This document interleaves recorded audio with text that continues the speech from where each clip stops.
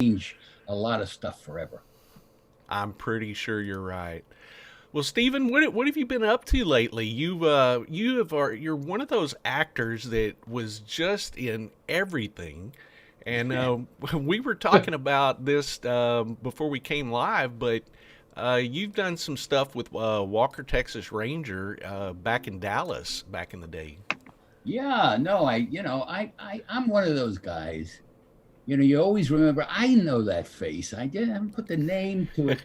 Maybe probably most recently, more you put the name to it because my son, Gabriel, was the star of a series called Suits. And it was a major hit. And I played his ethics Harvard professor who comes out of the woodwork because he's called on, they want to pull something over on him. And he refuses to go along. And I think my son finds that even the Harvard ethics professor is a little bit dirty, everybody in this life. So anyway, I had a really good run on that for, did about 6 or 7 recurring episodes. And it was just my pleasure to act opposite my son. It was great. And you were actually a professor yourself, so that must have been a pretty easy role to do, right? Man, I tell you, yes, you're right. You did some research. That's great. Yeah, I was a tenured associate professor at Queens College during the 70s. And I mean, that was my route. I wanted to become a professional actor right out of Dartmouth College. But then I fell in love. And my wife said to me, I'll go with you, but my parents think you should get a PhD just so that you have an income. And I played, those were the days before Dusty Hoffman broke it ethics, open. Harvard guys who looked like me. And so I did. I went and I got a PhD. I taught for a couple of years at Smith College and then 5 years, and I built an off-Broadway and Broadway career. Finally, I was scouted by the Universal TV and Motion Picture Scouts at Stratford, Ontario Shakespeare Festival in 75. And they signed me. And I came out in 1975 under a deal. And they started my career there in television. That was the way. Right? Yeah, that was the beginning of it. Well, Charles did his research, like you said. Charles knows. And like you said, you were in lots of Broadway, off-Broadway, but you worked with Charlton Heston, correct? Yeah, Man for All Seasons? I tell you, that's a really nice thing, Heston, I met him because I played the young king, Henry V, opposite him in A Man for All Seasons out here in California on the stage. And I really got to know him. And he became a mentor of mine. Oh, wow. Those were back in the days when he finally came to me and he said, listen, I know you've been playing a string of Indians. That was back in the days when, any actor could play American Indians. And I was, at the time, sort of the oncoming Michael Sarrazin, who had Indian features, good Jewish boy with Indian features. And I was playing a lot of Indians, man. I did a Kojak as an Indian. I had played, I think, in a picture about bats. Nightwing. Nightwing, man. Nightwing. I played a modern sort of Indian that was raping his tribe. So he finally said to me, I don't know if you want to know another one, but this would be one who rides horses.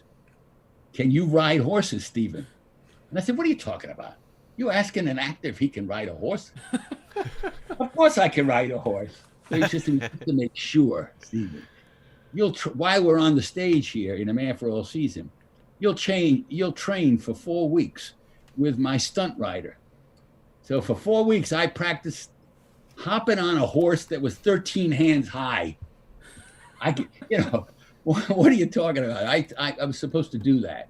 So I did it in the early spring with my sweatpants and all that. But my first shot on camera was off in Jackson Hole, Wyoming, against the Tetons, and it was snowing. So they wrapped me up with long underwear. They strapped a bow and arrow around me, all in leathers, and I could hardly move coming out of my tent. And I was supposed to just jump on a horse. And my father was going to say, because I had a black face, he said, "You black your face for the hunt?" I said, "Yeah, for the hunt." and then he'll throw me a rifle, and I was to, gallop off.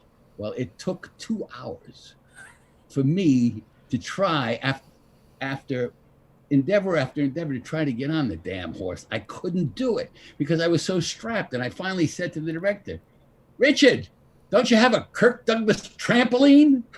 And he said, Stephen, there's no Kirk Douglas trampoline in the whole state of Wyoming. Get on the goddamn horse. Oh, anyway, that's crazy. And they were real Indians who were getting all kinds of snow on them. And one guy says to me, as I come back after my 10th try, he says, your name is Heavy Eagle, huh? Heavy and Eagle. I said to him, hey, man, Amen. the money is right here. Wait till I get on that horse. Everything is going to be great. You're like, it's good. Let me get on that horse and we're good. He said, and Heston gave up laughing and he left. He never actually saw me get on the horse. But it was that's so great. great story. What a fantastic story. I love Heston. I started opposite him and came mutiny court martial after that. Nice. We had a really good relationship. I really liked him. And he chose me as one of the people who delivered his eulogy when he died. So I did that. Oh, wow. What an honor, I'm still right? connected to his son and his family. He really was, besides hiring me 3 or 4 times, he was a mentor of mine, and we used to talk a lot. Anyway, a long story. Well, that's such an amazing story. It is an amazing story. I love Charlton Heston. I could listen to stories about him all day long. Same here. He's a fine man, really a fine guy. So, we're kind of a horror live stream, and we're horror, centric here. And we have to get to the obvious thing first. Sure. There's so many things that people love you for, but they love you for the Monster Squad so much. Yeah. Let's talk about the Monster Squad a little bit. Do you have any memories of the Monster Squad? Yeah, sure. A lot of memories.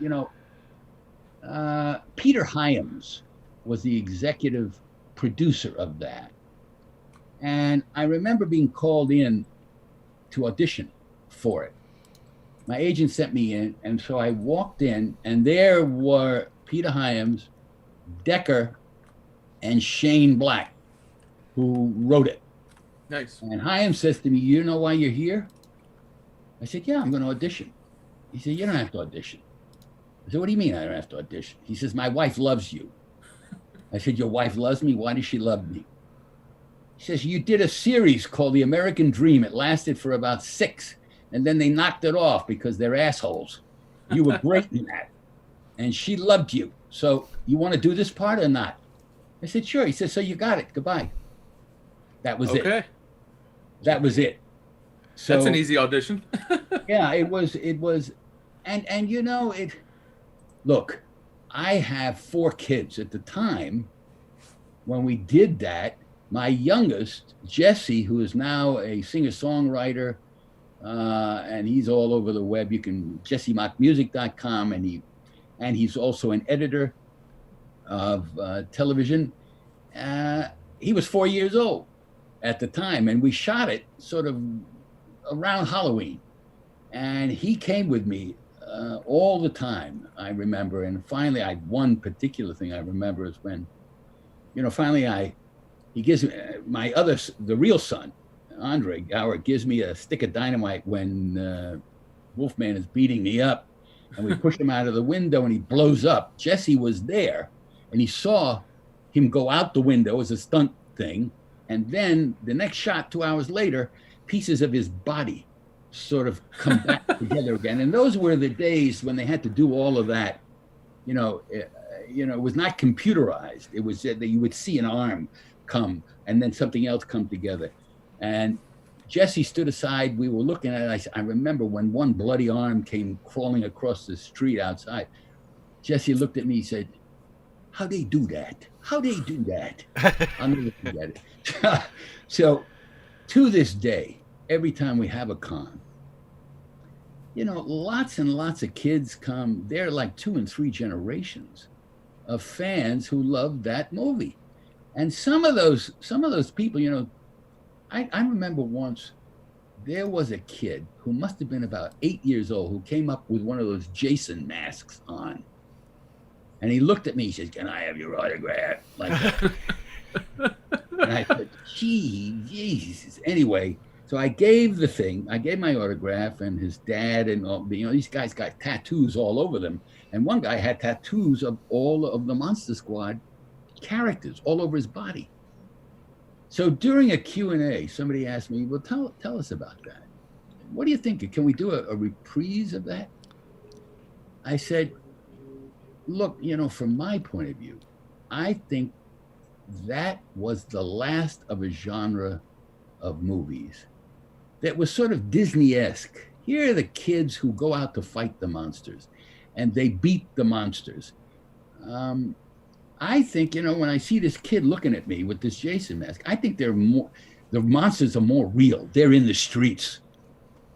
It's not about fighting imaginary monsters. It depends upon who you are. You can fight the real monsters right in the streets right now." So I think that was an idyllic movie. And I was happy to be part of it because, as I said, I had 4 kids and it was very easy for me to relate to a wise ass kid. Yeah. Who considered himself the leader of the Monster Squad. And to love him in the show that I really cared about. So it was real for me. Everything that we did was absolutely real. I played it as real, Anyway, so those were those stories. And they were, there was a freaky kids. They were 8, 9, 10, and I think the oldest was 12. It's hard to keep those kids, to corral those kids to, you need a real horse driver, especially when they start eating candy. They're on candy highs, but they were terrific. And if it was not for Andre, that movie, because it was rated PG-13, it came and went. And it was during Andre's growing up that he worked his rear end off to go all over the United States promoting it. And he finally got, as he started to get older, he started to get that thing to be shown in theaters all over again. And it had a resurgence till finally, I think probably maybe 5 or 6 years ago, the studio re-released it. And we had all kinds of celebrations. It was terrific. So I really have to hand it to Gower for doing that, for keeping it alive. He was the guy who really went out on a limb and believed in it. And he was right. Look at how many people still love that movie. Yeah, it's the truth. It's a such giant an amazing cult film. classic now. There's just such a huge, wide love for that film. It's a sensation, is what it is. I was very, very proud to be part of that. That was a lot of fun. And as I said, I didn't think that I would have as much fun as I did, and that it would be so long lasting.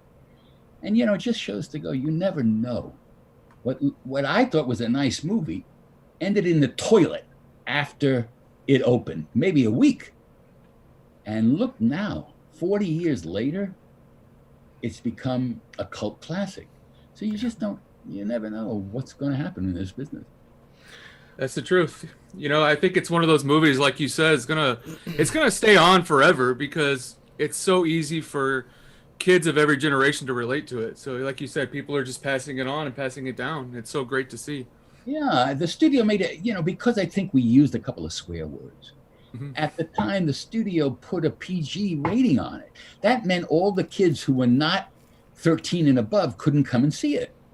And it was aimed for those kids. It was simply a movie, a kid's movie. What's the age range? They come, 5, 6, 7, 8, 9, 10, 11. That's the age range that it appeals to. So, for us, and I expected that was going to be, something that was going to help me out in my career doing it. And it's not until these salad years, much later, that it has helped me out. Anyway, I was very happy to be part of it, and I'm glad to go to all the cons and talk about it, because I really do think it was the last of a genre of kinds of idyllic movies that you could really take and enjoy. Anyway, that was it. Yeah. Well, I want to remind all of our viewers, if you'd like to ask a question, please post it in the comments for Mr. Mock. We're glad to ask him your questions. We've talked a little bit about Monster Squad, but Adam Richards has a question. He said, can you talk about working with Dorothy Stratton on Galaxina? It was a real tragedy what happened to her. Very much. Again, this was early in my career. My agents put me up. I did a lot of television, and then his was a little independent movie, a wacko little independent movie. And I went up for it, and I became friendly with the director. And I remember the first time I met Dorothy, I went to a costume fitting. The costumer had a private home, and it was like a Spanish out here, these Spanish big cavernous homes, and it had a staircase that went up to a loft area. That staircase was about 20 feet high, went up 20 feet. And I remember Dorothy, this beautiful blonde young woman who was yet turning 20, because we actually celebrated her birthday, her 20th birthday on the set. I remember shaking her hand, and she had her little sister with her. And she said, come on, we have to go up and get measured. She picked up her little sister and ran up the stairs. And I thought, whoa, so the first glimpse I had was this beautiful playgirl, athletic woman, gal woman who just picked up her sister and ran up the stairs. She was that energetic and that kind of powerful. And I got to tell you, she reminded me, I fell in love as a sophomore in high school with the pinup girl who looked exactly like Dorothy Stratton. And I fell in love with her and I was in love with her for 3 years. So Dorothy Stratton reminded me of that first love that I had as a young teenager. And she was, she's just adorable. She's very easy to work with. A lot of fun, and what happened to her was really tragic. So, if that answers some of your question, I don't sort of remember more than that, other than it was just a lot of fun. I married and had 3 kids by then. Yeah. So, for me, it was a real pleasure getting next to a playroom, and it was so beautiful. And having a couple of kissing love scenes and all of that. What can I tell you? Lucky man, lucky man. Lucky man, huh? Great memory. How did your wife feel about that at the time? Well, she used to say, my God, you are living out every one of your fantasies as an actor. Just keep it in your pants. Yeah, that's the kind of wife that keeps you in line. She's like, yeah, you're not a big deal at all, right? Yeah. She always used to say to me, the only time I will let you go, and this was many years previous to that one, before I came, she said, if you ever get a chance to act opposite Sophia Loren, I'm going to remove all of the withholds. Unfortunately, I came close, but they never did the movie. Oh, man. Oh, weird. You're like, I'm trying. Come on. Right. Anyway, it's a side story.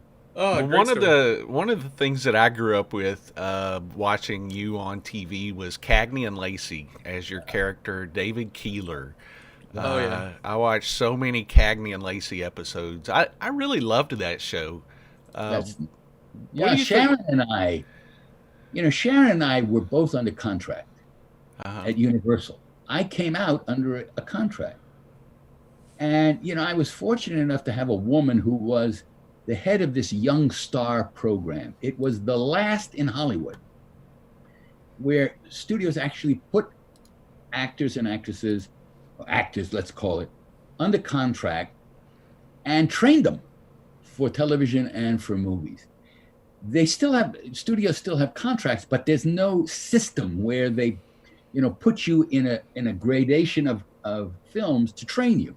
So we were both under contract, and we first met in one of the first miniseries ever done, called The Immigrants, where I played a young Italian shipbuilder whose father, he was an original Italian, died when they came over laying track, and he built an empire of ships, of trading ships, and ultimately ends up marrying the blonde, white Anglo-Saxon Protestant girl who lives on Nob Hill in San Francisco, and falls in love with her. And for a while, it's a hot relationship. And then she sort of bails on him because he comes from, low working class people, and ultimately falls in love with a Chinese gal, and they get divorced. So we worked there to begin with, and we became very friendly. And the woman who put us in all these pictures really liked us together. And finally, years later, the guy who originally did a series that This American Dream, Barney Rosenzweig, was the producer of Cagney and Lacey. And so when Ned Beatty fell out, who was originally part of the American Dream, Rosenzweig got me, and I got to know him. So when he did Cagney and Lacey, and an opportunity came up to use me as her boyfriend, he said, "Stephen, she's been dying to work with you for a long time. You want to come on and play her ACLU lawyer boyfriend, but you are never going to marry her." I said, "Barney, don't give me that shit. I'm the right one for her." He says, "We're going to be hot and all of that, but you're never marrying her." And I said, "Why? Why not?" He says, "Because I got to prove that women can be single, alone, and still have good lives." So on that basis, I did probably, I don't know how many years, 5 years. And ultimately, the last year, he said, "Look, I want you to come back, but it's going to be your last one. And the reason I'm going to get you to come back is because I'm going to let you direct." Oh, nice. So I directed my final episode, which was introducing her to her next boyfriend. So that's oh, wow. We worked together for a long time. We're still friends. She married Barney, and they live on an island off of Florida. And when they come to LA, we get together. She and I did a play with her about 8 years ago in San Francisco. Oh, nice. We're still very close, and she's quite a funny, multi-talented woman with a mouth on her that's rawer than any sailor you could find, and makes it absolutely funny. Was that episode, was that the only time you ever directed, or have you directed any more? Yes, that was the only time. Unfortunately, I should have pushed it. I really should have pushed it. I went on to do all kinds of stuff, and it was, there's a funny story, and I'll just share it with you. Mm-hmm. You believe it or not.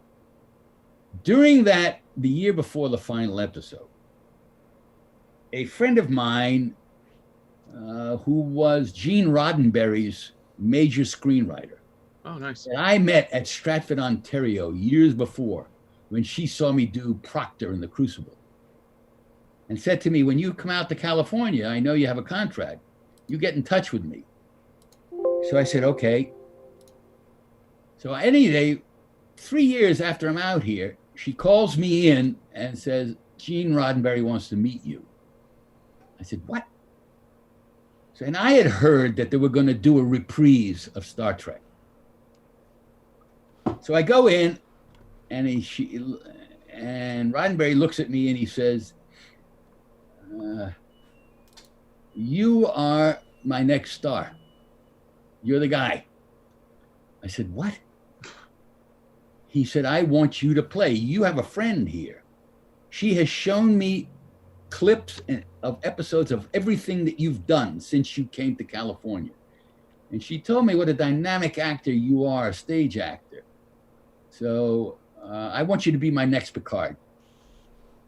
I said, "I'm not doing that." He says, "What? What do you mean you're not doing that?" I said, "Because I don't want to spend my life talking to guys with 2 or 3 heads for the rest of my life." This was a young actor who was full of vinegar and piss and shit. And I thought my career was going to movies. I was going to be a movie star. He says, it's not about talking to people with three heads. I said, well, what's it about? He said, they're biblical stories. It's like Moses going off into the desert and having to confront, even while he's leading a tribe that has just gotten free, all of the mistakes that people make as they have to adapt to new circumstances. It's about that. They're little moral stories. I said, so well, if you think it's about that, just offer it to me. He said, I want to offer it to you, but you got to come and meet the studio heads. I said, okay, I'll meet them. He said, you don't have to read. You just meet them. Be nice. So I remember going in and meeting the studio heads, as well as several other producers in that room who did not want me. Oh. Roddenberry wanted me. So I'm in that room, and I remember Gene is there, and the director is there, and the studio head, and they said, Stephen, will you read for us? I said, come on, guys. Gene will tell you, this was a meeting just to get to meet me. You can see the edges that I am. You can see the dynamism, the sexiness, the power that I have as an actor. I'm not reading for this fucking thing. Either offer it to me or don't. That's great. Thanks very much. And I walked out. And as I walk out, I see a bald-headed guy sitting in the waiting room. Oh, no. So I'm telling you, I was full of shit. That was one of the biggest mistakes I ever made in my life. Was You're like, to say it like that. But that's who I was. What can I tell you? Yeah, that's who I was at the time. And it was also, Barney had offered me this returning character and the possibility of directing. I knew I had that in my back pocket when I went in there. So yeah, it was a mistake, but it was, what do you do? What are you going to do? That's what happens. Yeah. And the funny thing about that was 2 years later, I get a part on Babylon Deep Space Nine. I was going to mention and I get a head bucket. It takes me 4 hours to get into this fucking thing. And I'm come out, and Bruce Boxleitner, who's the head of the captain, he taps on my head like this, and he says, Stevie, is that you in there? And I said, let me tell you a story about how I got to be in this. What goes around comes around. It's karma, Brucey. Oh, my God. It became the very thing I didn't want. But what a fantastic attitude you have about it, It's no regrets, right? No, That's how you got to be. Have certain, my wife looks at me, and she was the one who told me, Stephen, go in there and get the part. My agent, my manager told me go in and get the part. And believe me, when I didn't do that, they cut me off. The agent said, I'm not representing you. Oh. You just lost probably could be the biggest part of your career. And I said to him, what am I going to tell you? I didn't want to do it. Yeah. That's it. So I take full responsibility. I don't blame anybody. That was me being, in a way, an asshole. But life teaches you different things. Anyway, so that's a side story about Cagney and Lacey and Roddenberry. You can look it up. That. Look it up on, I don't know, Wikipedia. It says Roddenberry wanted him. Yeah. I mean, it's a great attitude to have, but that's how life is. You don't learn shit till later on in your life, and then you're like, you son of a bitch. Ooh. Yeah. Anyway, so that's just one of the bumps in the road.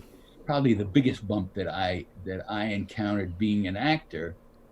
Who came out here and had pie in the sky wishes. My story is no different from a lot of other people. They have dreams. And they're going to do this and they're going to do that. Well, you got to face reality one day and make choices, clear, calculated choices about how you handle yourself with people and the industry. And, I'm 78 now. My son, Gabriel, is totally opposite to that. And he learned from my mistakes. That's good. He's the sweetest young man probably of all the guys I've worked with, and shouldered the responsibility of being, the lead in the series with equanimity. He treats everybody nicely, and he really got on, and he got the golden ring. That thing went for 9 years. It's good. So, a long story to say, life teaches you. It comes to you sooner or later. Well, listen, you still had a fantastic career. Very much. Star Trek Next Generation or not. There are several questions here for you. We'll get to those in a minute, but what I want to do is you've got a digital event coming up, and and I have a trailer for that your talent manager sent to us, and I want to go ahead and play that real quick, and then we can talk about it after that. Is that okay? Oh, nice, sure. Okay, perfect. Here we go. On this, you son of a bitch. Hey, asshole! You look.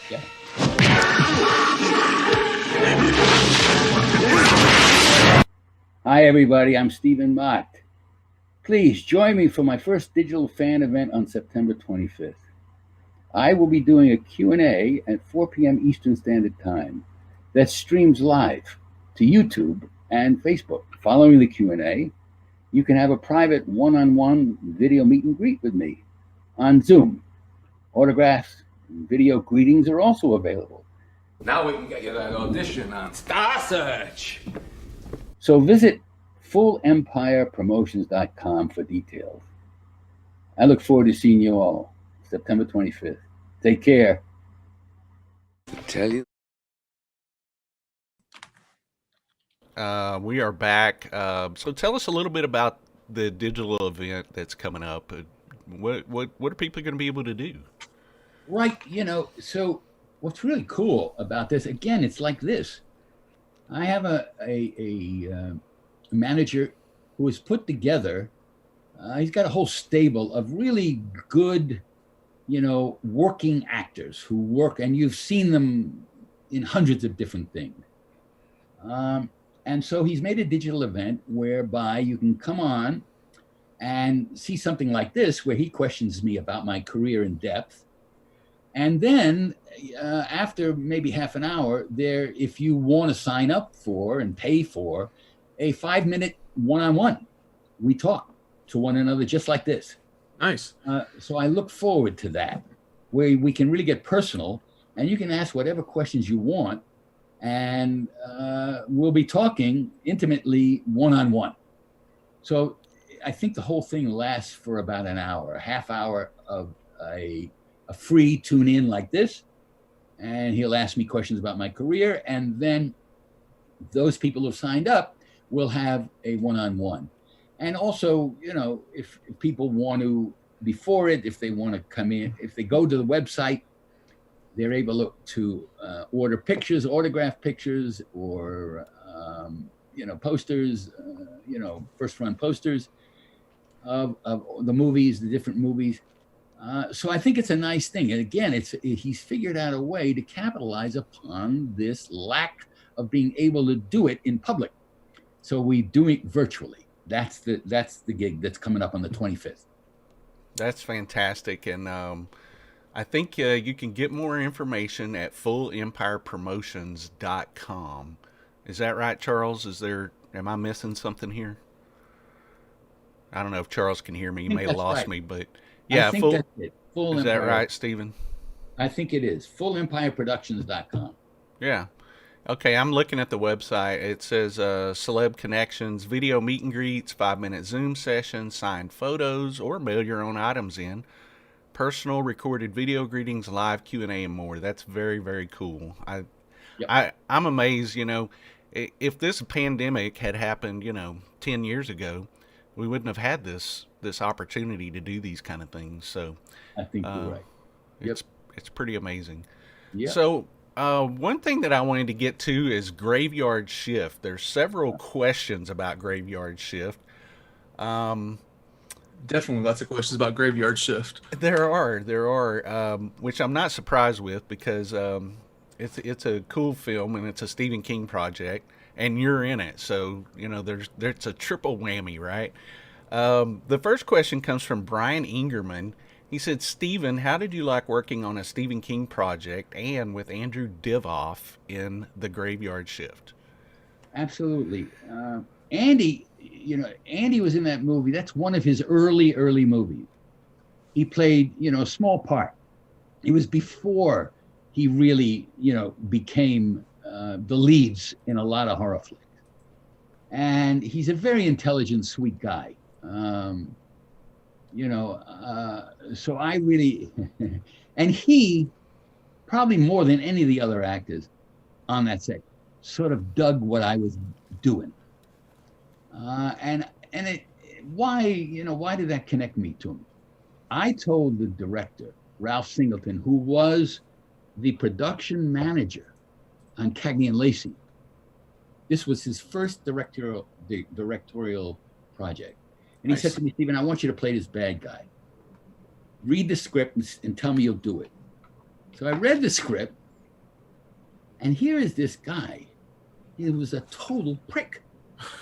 A real, disgusting guy. So I looked at Ralph. I called him. I said, Ralph, I don't know, man. I don't want to play this guy. This is, what a scumbag. And I went to probably the greatest acting teacher I have ever studied under at the same time. His name was Milton Katselis. And I'm saying 90% of all the actors you watch have been in that class. I studied with him for 6 years. I went to him and he said to me, what's the matter with you? I said, I don't know, I was offered this role. I don't want to do it. He said, look me straight in the eye. And he said, you don't want to do it, huh? I know why you don't want to do it. I said, why? He says, you think it's an organ reject. Everything in your whole body says, don't do this fucking part, doesn't it? I said, that's exactly right. He said, do it. Because there is undiscovered territory in you, Stephen, that you are afraid of looking at. That's the part to do. Investigate that, and there is greatness waiting to be discovered. So he was calling my bluff. This is my acting teacher who knows psychologically how actors respond to stuff. He would always say in these classes, if you accept a part, you know exactly why you want to do it, as if you were sent to the Australian outback and you're earning $10 a day. You better be damn sure of why you are working every moment. So I looked at myself and I said, I'm not going to run away from this. So I went to Ralph and I said, all right, Ralph, I'm going to do this, but I'm going to tell you something and you have to back me. I will never, ever speak to any of those actors on the set, or I won't live with them. I won't eat with them. I'm never going to associate with them. I'm going to be that bastard. He says, Stephen, don't do that. They're going to hate you. I said, all the better. Oh, that's awesome. All the better. I went up to Bangor, which is where he lives, Stephen King, and he demanded that it be shot there. And I was up there for 2 weeks before they got there, hanging out in bars, going to gun shops, going to hardware stores. And I started dressing in stuff. And I grew the goatee. I started to become this guy. And Andy used to laugh when I would come on the set, understanding that I didn't, that I was, as they say, a method actor. I was inhabiting this guy. And I had attached to me a dialogue expert, a main dialogue expert with me all the time. So everybody criticizing me because I was the only one who was doing a main accent. And I had a guy right with me. And he would say to me, I would rehearse the lines with him. And he'd say, listen, that's fine. He would say to me, don't say, I'm going to put you on the graveyard shift because we got to clean up this place. Just say, this place ain't been cleaned since Christ was a kid. He said, that's a better line. That's great. So I had him with me all the time. That was one of the And I questions from started- Jesse Watts. What inspired the accent and Graveyard Shift? So It Yeah. was, I wanted to do it. I wanted to risk it. And I had this guy with me the whole time, checking my pronunciation of all of it. So it was a total examination of all the dark side of stuff that's in me. We all have it. You want to talk acting? Acting is understanding the dark sides as well as the good light sides of you, and not being afraid to go and use that in a character. So I was there to rape, steal, and plunder, and do it all under the name that I'm the boss. You don't like it? Get the fuck out. This is what's happening. You got to This is embrace the way that it is. assholeness, right? You got to embrace it. Yeah, you have to, because we are all that as Yep. well. We don't want to admit it. But so you don't have to if you're not an actor. And many actors don't do that. They don't want to. And I didn't. But my acting teacher called me on it. He said to me, don't come into this fucking class and tell me you're not going to do this part. Just get the hell out of the class. Go out. Throw a stone. You can hit another acting teacher. That's You know great what I'm words of saying? wisdom. He called every bluff of every actor and actress in that class. And he would say, you do what I'm telling you to do. Do it fully, commit to it, and let's see if it works for you or not. But you're here, you're coming to a doctor. I know you better than you know you. Mhm. Because I see you do scenes and I see your strengths and your weaknesses, and I'm here to make you better. So don't tell me you're not going to take the medicine that I give you. well, that's it. God, That's the that is kind of great. coach that you need, somebody that'll Yeah. push you into those And so I'm telling uncomfortable you, that's the areas. reason I took that part. Nice. Well, that's good because yeah, like you said, you need, like Lloyd said, you need somebody like that who's going to be like, stop this shit and get in there and do that role. It's I like, did, all right. and I, you know, and I was not liked on that set. I was not personally liked because I refused to show them that side of me. I just didn't want to do it. Because this was really, I have played sort of, you know, I played Shakespearean sort of bad guys who take pleasure in being a good bad guy. Mhm. This guy didn't make any comments about who he is. No excuses. Just do it. That's it. So, and I did. And, you know, Ralph used to warn me, Ralph Singleton, the director. And I think the only guy who really got it was Divoff. And I think he went on to prove it. Yeah. He himself investigated a lot of characters like that. And he is the most charming, friendly, nice guy you want to meet. Yeah. Being a character actor, is there ever any risk in not being able to shed yourself of the character? Yes. When I finished with Graveyard Shift and I came home, I did not want to remove that goatee. And for 2 weeks, my wife would say to me, I'm not sleeping with you until you take that damn goatee off. I said, I'm not taking it off. It brings out other parts of me. She said, I don't like those parts. We got to love our wives, keep us in line, right? Our wives keep us in line. That they do. You know, so ultimately I shaved it. Yeah. I think that was the one I held on to longest because I was alone for, whatever it was, I don't know, 8-9 weeks up there in Bangor, Maine, being this guy. And so when I came away from it, plus I thought I was I came out finally, there were parts of me that came up that were saying, there's certain things, I'm just going to do it. That's it. But in life, you got 4 kids, a wife, you can't be that guy. Yeah.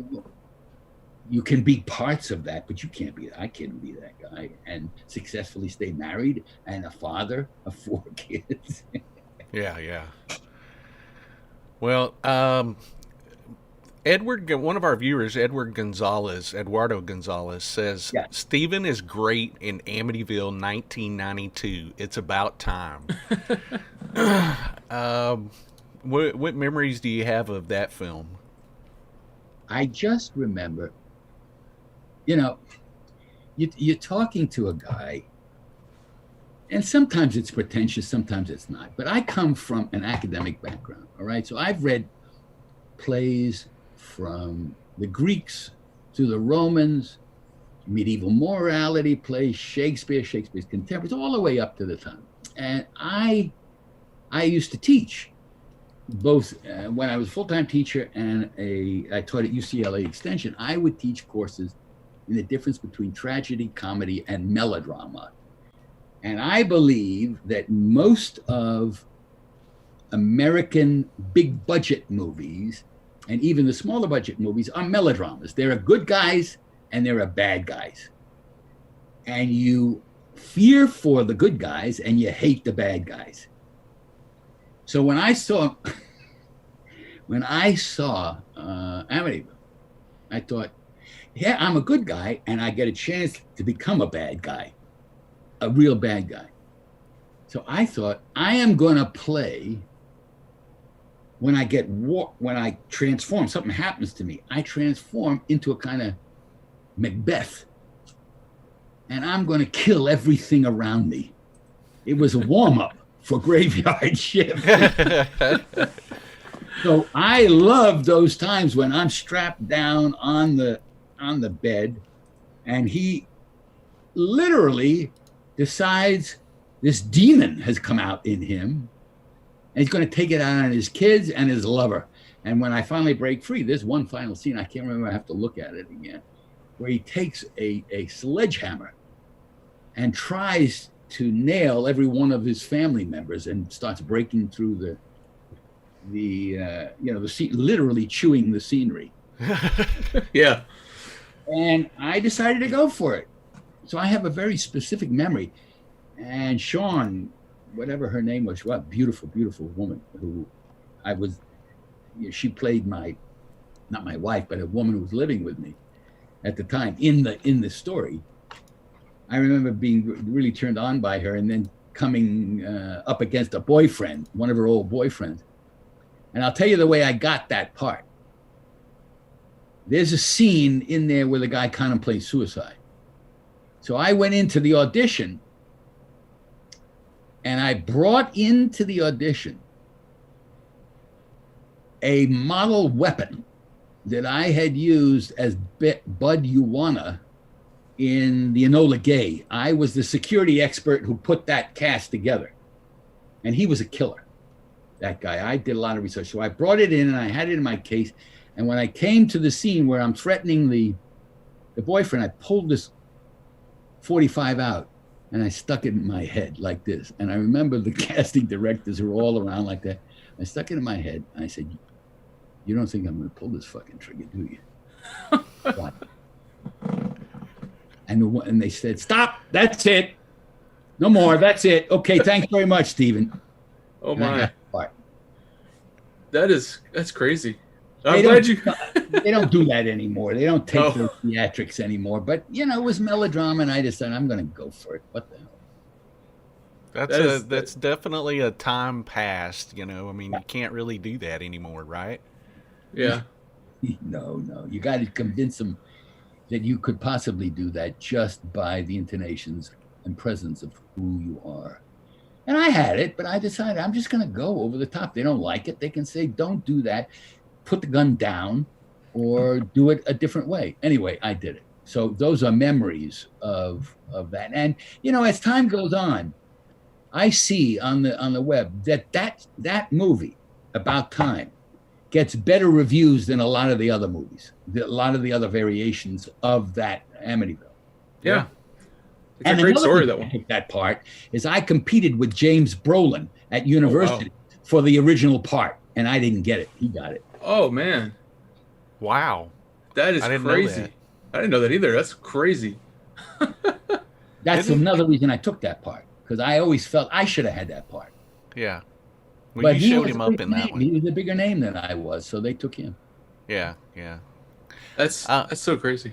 Charles, did Vinegar Syndrome recently re-release that in a box set? The Amityville 1992. I know they did an Amityville box set like post. Yeah. They did all the That one ones was in there, I after believe. 3D, I think. Yeah, But I'm not- it was in a yeah. box set. It was in a box set. That's cool, though. I'm glad you mentioned Enola Gay, too, because I actually really like that movie. And what a great cast that had. I remember it had Kim Darby and Billy Crystal, and what a fun role to be in with all these amazing actors, you know? It was a tremendous, and I had a lot of fun in it. I'll remember Billy Crystal was also one of the first acting parts that he did. He was an established comedian, but he didn't have a whole lot of credits as an actor at the time. Check it out. And Definitely recommend checking it out. I remember him. He was the wise ass of the group that I put together, the bomber crew. And I remember one scene we went out and we shot it in Arizona in the graveyard of all these bombers. When they take a bomber out of commission, they put it in a graveyard, and you saw miles and miles of these ex-military planes. And so we used some of those planes, but put together, or whatever ones that they were good, and certain runways, we shot it there. And I remember one scene, we had a director, I can't remember his name, but he used to talk like this. All right, action. He was one of these old time directors. And he would say to the ADs, all right, have silence on the set. No one talk. We are going to go for take one. So there was a scene with four of us there, and Crystal was one of them. And the director says, action. And I start to talk like this, and it comes to Billy Crystal, and Crystal goes like this. He says, cut! Mr. Crystal, why aren't you talking? Billy says, well, you said no talking on the set. So I decided to do it with no talking. Oh my God! Oh, Lord. Oh, Billy. That's... I bet that director wanted to kill him. Anyway, I mean, so I thought that was really funny. I remember that as it's emblazoned in my mind. And also, those guys, I mean, I had just come off this Indian that I played with Heston, this Blackfoot Indian warrior, and we were in Tucson, and I bought one of those Indian dolls. I have it here, one of those great. Here, I'll show you. Where's it at? I think I know what he's talking about. A Kachina doll. A Kachina, yeah. Oh, Kachino, yeah. A Kachina doll, and I play heavy, so I bought this dancing eagle doll, and I showed it to all these guys, and I put it in my room, and we went out to dinner one night, and it came back, and the goddamn thing is not there.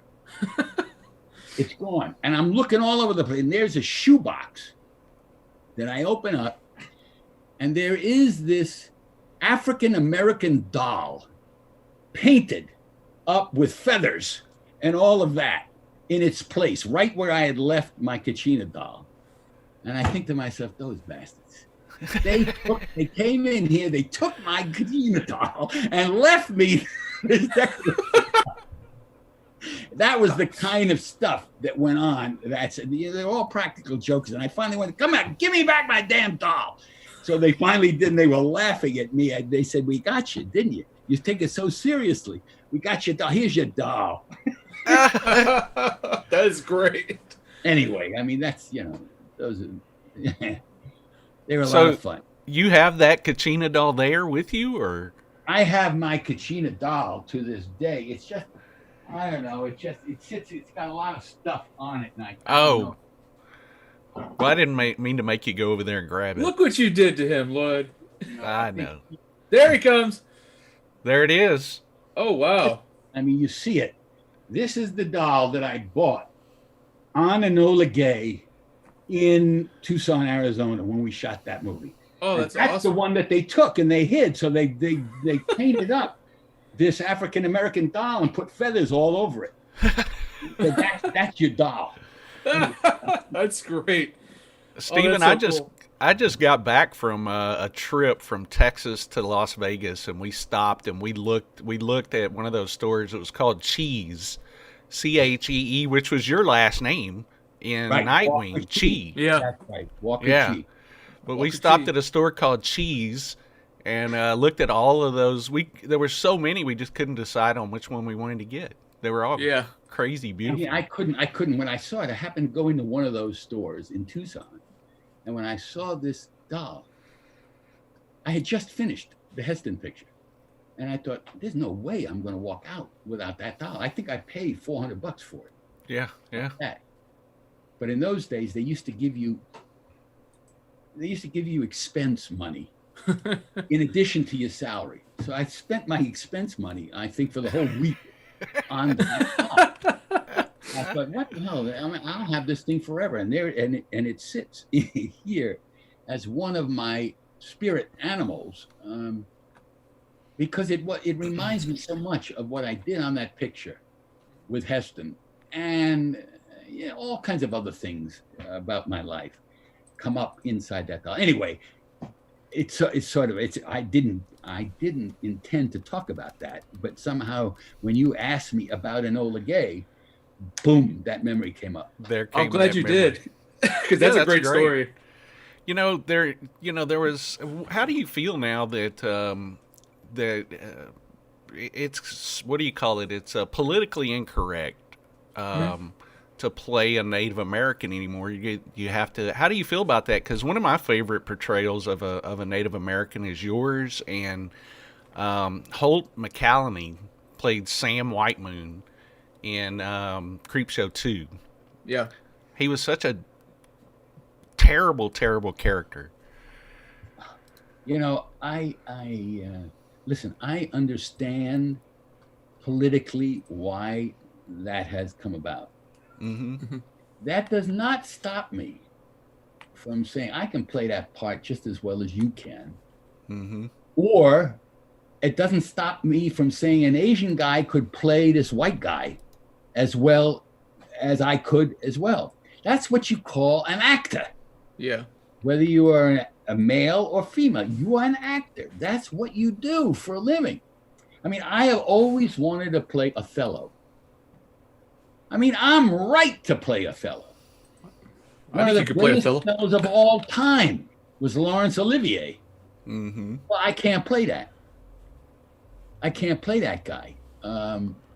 Okay, I'll go along with because that's the politically correct rule.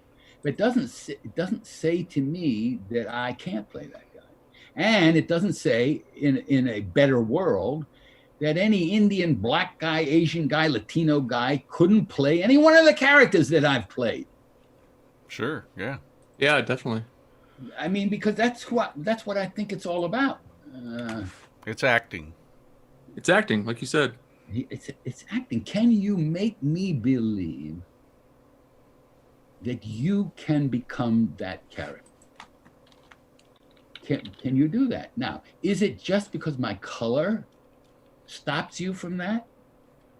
Well, I would rather go the other way than the way it is now. I would rather go the other way and say, when I go up for a part, I want to see an Asian guy, a black guy, an Indian, all competing for that same part. And don't bullshit me that they can't play that part as well as I can.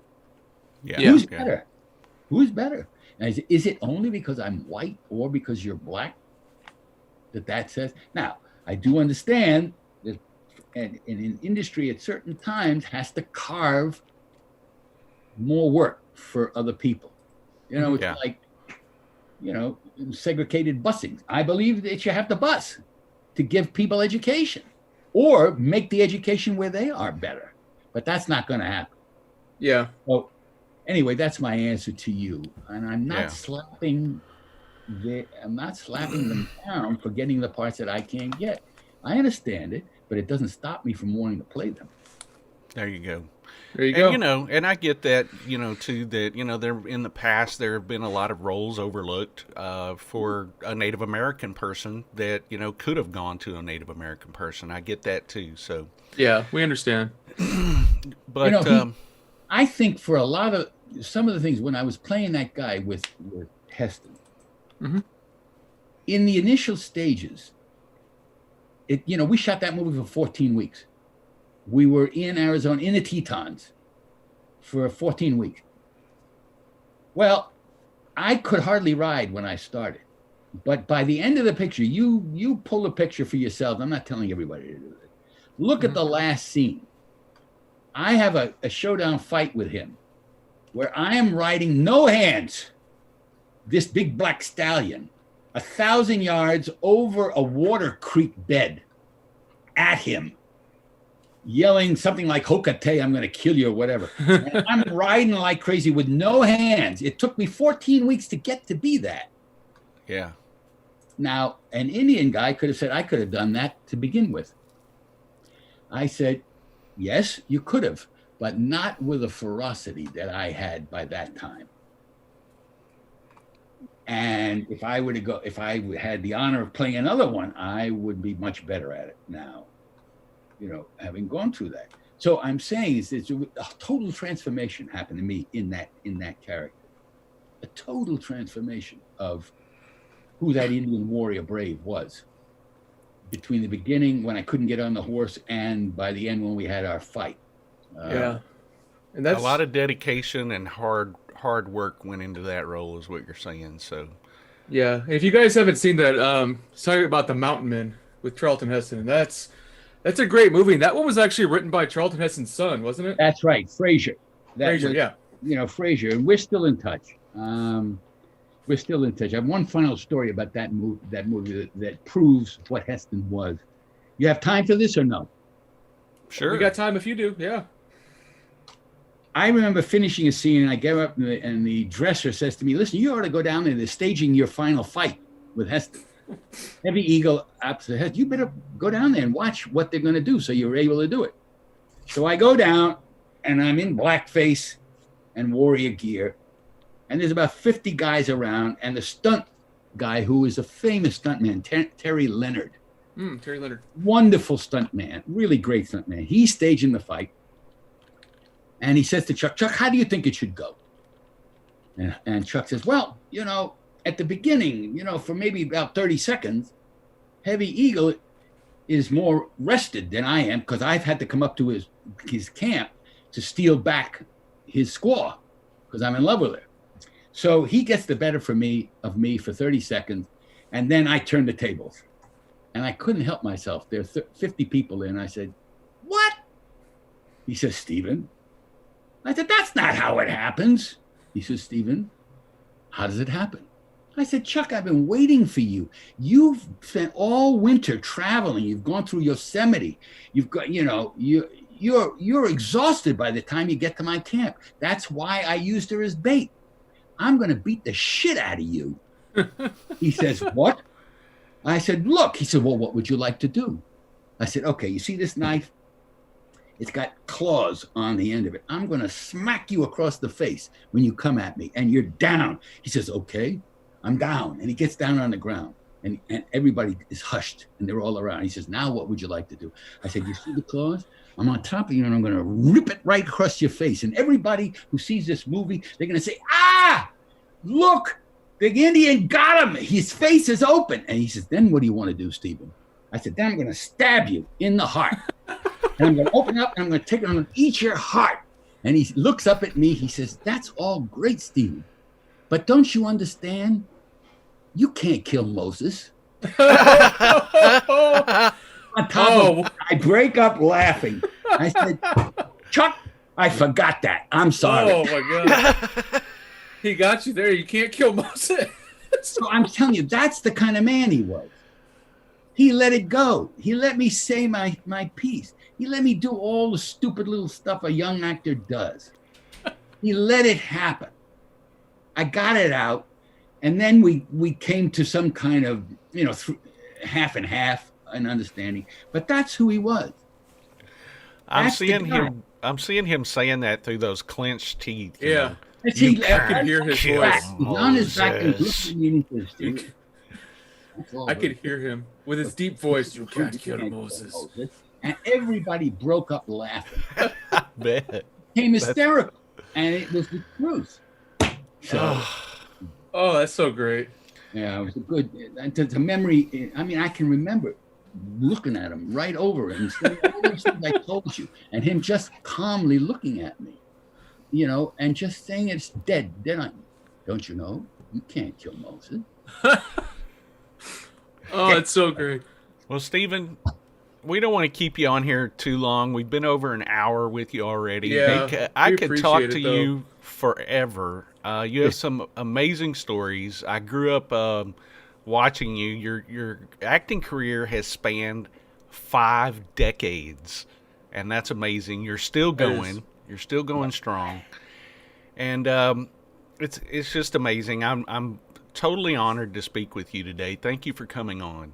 It's a pleasure, guys. I really appreciate you spending the time and investigating it and sharing, letting me share those stories. And I really enjoyed myself. Thank you very much. We enjoyed it as well. So great having you on to talk to us. Yeah, the honor is all ours. All on our side. We do want to let everybody finally, or before we let you go, we want to remind everyone that you've got the digital event coming up. We're going to give that address out before we close the show, and we're also going to play the trailer again so everybody can see that. Yes. Stephen, we will talk to you soon. You take care. Thank you, Stephen. Take care, guys. Stay healthy and safe. You too. Right, you too. Bye-bye. Bye-bye. All right. Guys, Stephen is such a fantastic guy to talk to, and I'd recommend taking a look at that meet and greet. We're going to run that again, but as you can see, he's got some great stories, so you'll get some one-on-one time with him. And I'm sure those are limited, too, because he said it's only going to run for a short amount of time. So definitely run in and take a look at that. I believe it's at fullempirepromotions.com, correct? That's correct. Video meet and greet September 25th, 5 p.m. Eastern Standard Time. So that's the video meet and greets. 4 p.m. Eastern Standard Time. Free Q&A live on Facebook and YouTube. But at 5, they're going to start the video meet and greets. They're 5-minute Zoom sessions, signed photos, or mail your own items in, personal recorded video greetings, and more. So we didn't get to cover everything today, and like I said, I could have talked to him forever, but I didn't want to take his time and spend 2 hours with him on the show today. So, man, really, what an honor! What an honor to speak to such a great actor. He is such a great actor, and we strayed a little bit from horror, but he's done so many great roles that it's hard not to talk. And there's so more I want to talk to him about. He was on episodes of like $6 Million Man, Big Hawaii, which is a good show. But, those ones where we're talking about, The Mountain Men with Charlton Heston is such a fantastic film, written by Charlton Heston's son. One I don't think a lot of people have seen either. Came out the same year as Galaxina, so it's a great 1980 double feature for you. Complete opposite movies, but they're both great roles he's in. Like, you can see his range of acting in those because they're so different. And there's stuff that a lot of stuff we didn't get to, like Watchers 4. Then there was the Trancers. Is it 4 and 5 that he was in? 3, 4, and 5. 3, 4, and 5. Okay. Mm-hmm. He God, did episodes of. He was on like One Life to Live, and I think General Hospital as well. So his career spanned so many people and so many different, fans of so many different things. So such a recognizable, great actor. And the fact that he gets to act currently still with his son recently in Suits, which was a couple years back. That's a great show too. So nice to see him. Totally recommend checking it out. And if you guys don't get the meet and greet, there are some great photos they have on there you can get. Great shots from Babylon 5, Sliders, Graveyard Shift, Monster Squad. So great ones to have. Any Nightwing photos on there, Charles? I hope so. Yeah, I hope so too.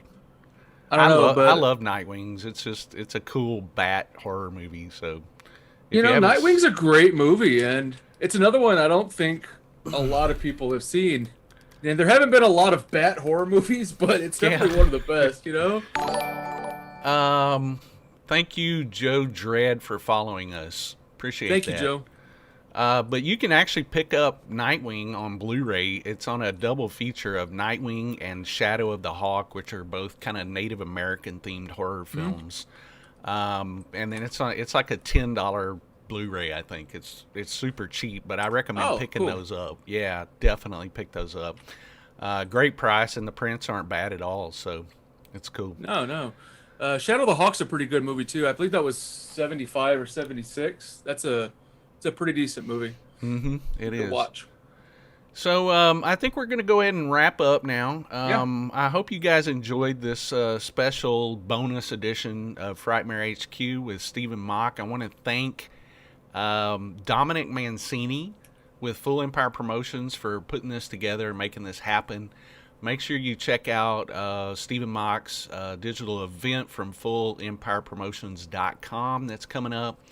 And I want to thank everybody who joined us and asked questions today. The questions, you guys had some great questions, real good stuff for Stephen. I think it was a great interview. I enjoyed speaking with him. What else, Charles? You got anything else before we check out? No, just thanks again to everybody. We'll go ahead and we'll run that trailer one more time, and then we'll drop, guys. We appreciate it, though. We thank you. Thanks a bunch. Here comes the trailer for the digital event. Y'all have a great rest of your weekend, and we'll talk to you again on Wednesday night. Thank you, guys. Suck on this, you son of a bitch. Hey, asshole! You look.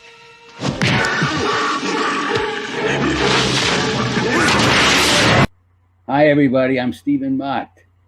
Please join me for my first digital fan event on September 25th.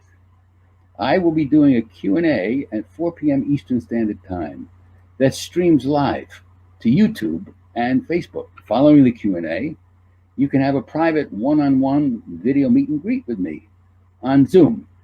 Autographs and video greetings are also available. Now we can get you that audition on Star Search. So visit FullEmpirePromotions.com for details. I look forward to seeing you all September 25th. Take care. To tell you the truth, I watched you work, and I like your style.